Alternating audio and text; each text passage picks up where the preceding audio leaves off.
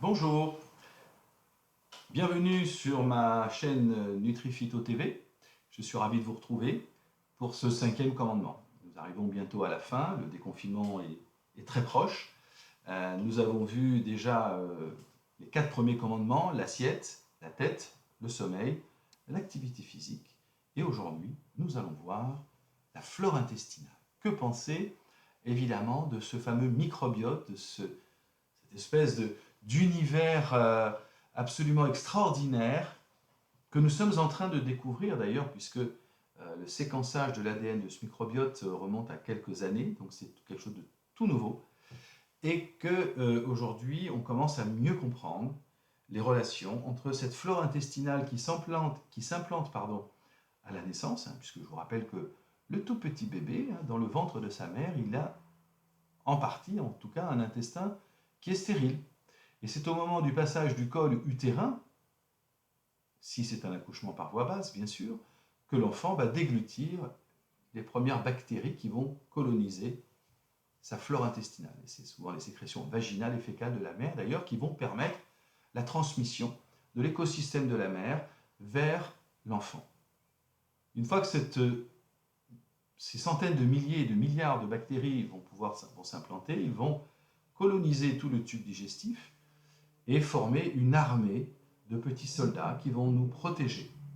On va dire que c'est une relation symbiotique qui va s'installer.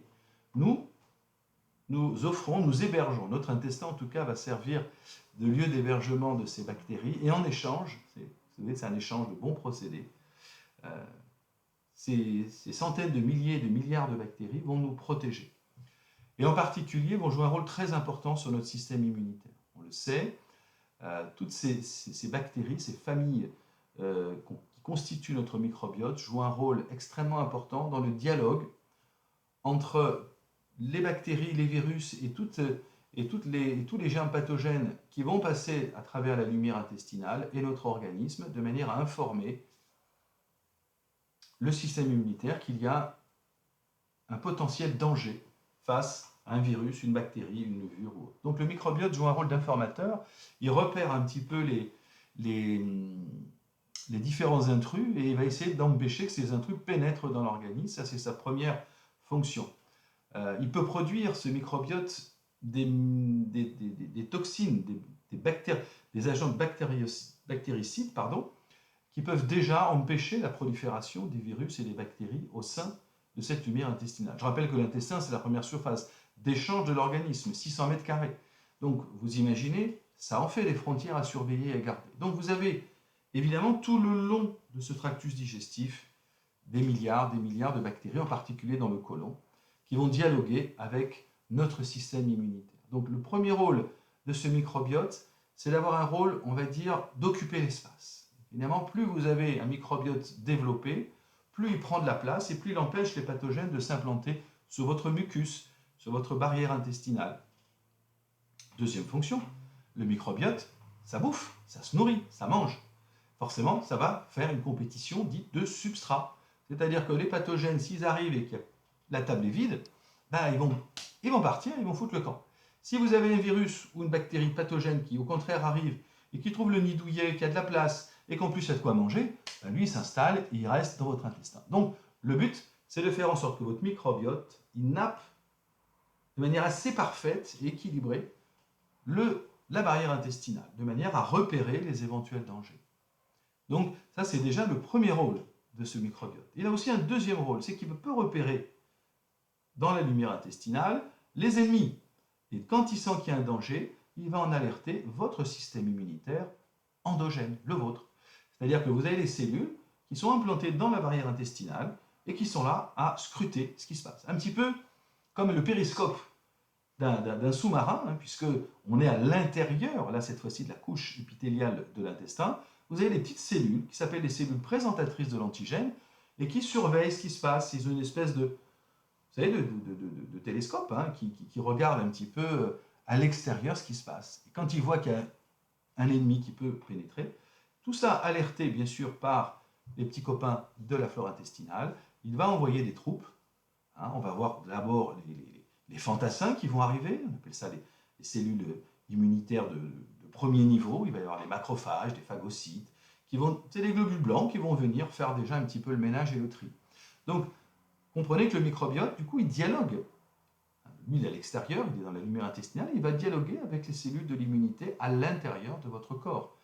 Et là, vous allez fabriquer des lymphocytes qui vont être plus ou moins différenciés selon la nature de l'agresseur.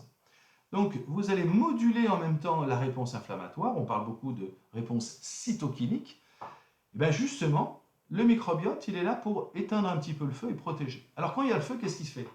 Il alerte tout le monde et il essaie de rééquilibrer. Il va stimuler des cellules régulatrices qui permettent justement de moduler cet incendie et d'éviter cette espèce d'orage cytokinique dont on parle beaucoup dans le Covid-19. Donc voilà, le microbiote, il est au cœur de la flore intestinale, mais il est au cœur de l'immunité, puisque c'est lui qui va dialoguer, qui va faire les échanges et communiquer. Allô ici, tour de contrôle, allô oui, j'ai vu un virus, coronavirus, il n'a pas l'air sympathique, et il va dialoguer. Alors on sait qu'aujourd'hui, ce microbiote, il n'est pas dans très très bonne étape chez plus de 80% d'entre nous. Nous avons malheureusement dans notre alimentation beaucoup d'antibiotiques, dans la viande en particulier. Nous en avons consommé étant plus jeunes, donc on a décimé le microbiote. On sait que notre écosystème, il a perdu 50% de sa diversité. C'est-à-dire qu'il ne fait plus le taf, il n'arrive plus à bosser. Donc vous avez aujourd'hui 80% de la population, et en particulier les sujets âgés ou les personnes obèses, donc les sujets à risque, ils ont un microbiote qui n'est pas terrible, qui n'est pas top. Donc du coup, l'information passe pas bien entre l'extérieur et l'intérieur. Donc du coup, il ne se passe pas grand-chose. Et quand le coronavirus arrive, il met le feu aux poudres, et là, ça part dans tous les sens. Donc, à vous maintenant d'essayer de relancer ce microbiote. Alors, que faire? Que faire pour avoir un microbiote en béton? Eh bien, il n'y a pas 36 solutions. Il faut prendre des probiotiques. Les probiotiques, c'est automatique, j'allais dire, mais oui. Surtout si vous avez pris des antibiotiques. Alors, il n'y a pas que les antibiotiques qui altèrent le microbiote intestinal, il y a la malbouffe, la junk food, les McDo, etc. C'est une catastrophe pour la flore intestinale. Les sucres raffinés, les édulcorants, c'est une catastrophe. Le stress est une catastrophe. Les pesticides, la pollution est une catastrophe pour l'écosystème. Bon, bref, je pourrais faire une liste comme ça, longue comme mon bras, pour tout ce qui peut altérer le microbiote. Donc, vous voyez qu'il y a du boulot. Donc, les probiotiques, j'insiste, c'est hyper important. Au moins 10 milliards par jour à prendre plutôt le soir, à l'extérieur d'un repas, au dîner, pas au dîner, pardon, mais au coucher. Donc 10 milliards par jour, voire 20 milliards si vous êtes riche, hein, mais 10 milliards ça paraît déjà une belle quantité, au moins 4 à 5 souches. Alors les souches, je ne vais pas toutes les détailler, mais il y en a qui sont plus immunomodulatrices que d'autres, ça c'est sûr. Donc faites confiance aux laboratoires qui formulent les compléments. Vous avez plein de labos qui ont des associations de 5, 6, 7 souches qui vont permettre de moduler cette immunité. Donc 10 milliards tous les jours pendant un mois, puis un jour sur deux, pendant 2 à 3 mois. Et là, vous allez booster votre immunité. J'oubliais, chose importante, avant de vous laisser, consommer des prébiotiques. Alors ça, il n'y a pas besoin d'acheter de compléments alimentaires. Les prébiotiques, vous les avez dans l'assiette. Ce sont les fibres fermenticibles. D'accord? Donc vous avez dans les aliments à fibres, c'est les fruits, les légumes, les légumineuses, les légumes racines.